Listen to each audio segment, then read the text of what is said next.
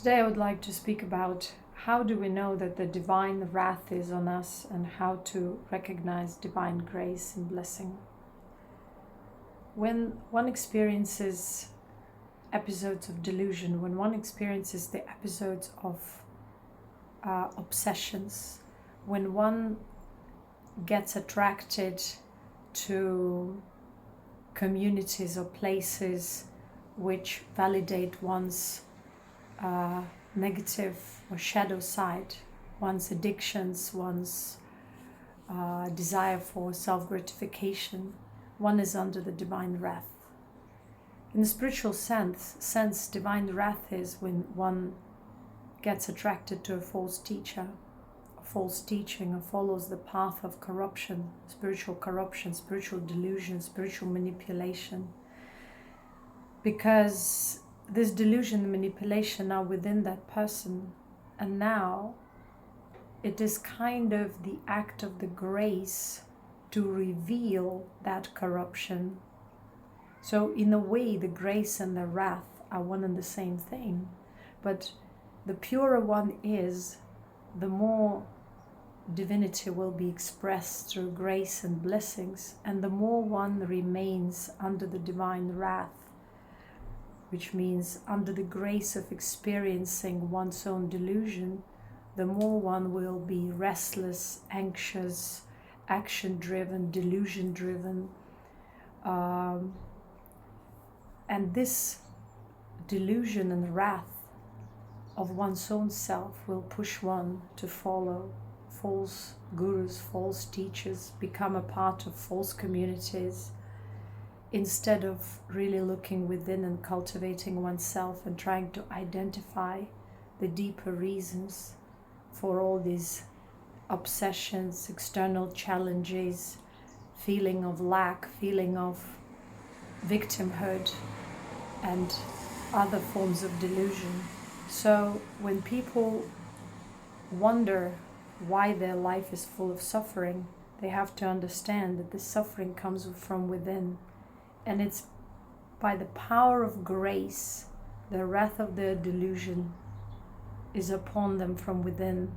And if they don't recognize it, they remain forever ignorant, like a leaf in the wind, suffering the circumstances of their own delusion, obsessions, and ignorance. The grace of awakening is to become aware of that and to dissolve the patterns, the karmic patterns that appear or manifest themselves in our lives as a divine wrath. When we go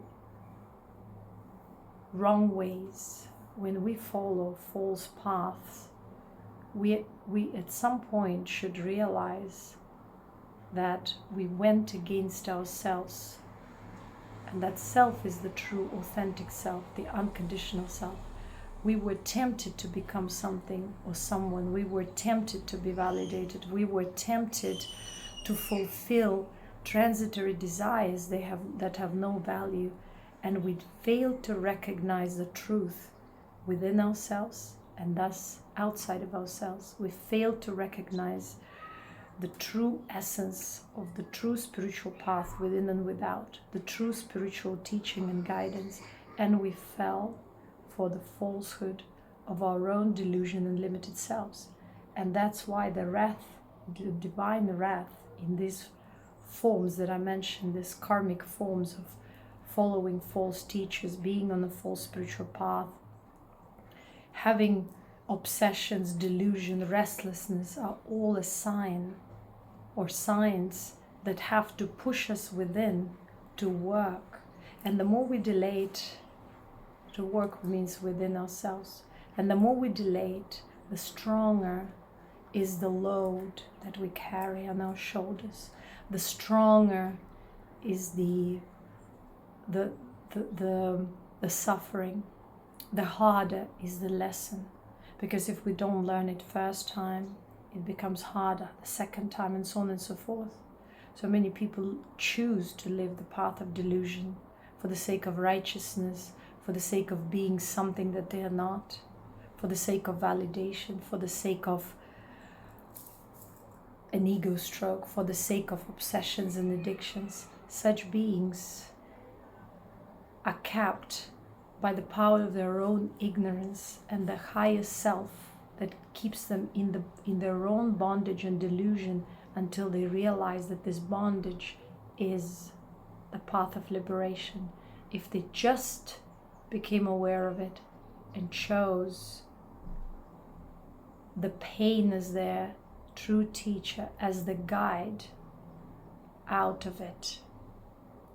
And so once they can become aware of it, they realize, or they can realize, that their trauma, their delusion, their obsessions, their weaknesses can become the path to their liberation, their spiritual, emotional, physical freedom and healing. Without this realization, they remain forever in the shackles of their own delusion, of karmic limitations, and thus this phenomena can be called the divine wrath. Although it is just a human concept, because at the end of the day there is only grace. But the light of this grace can be so powerful that it pushes the delusion to the surface, and thus makes one blinded by their own delusion. And if they don't recognize that, they just swim in this delusion, complain in this delusion, drain themselves through this delusion, and yet remain stubborn and choose to remain ignorant to this fact that they are in spiritual, emotional, physical delusion.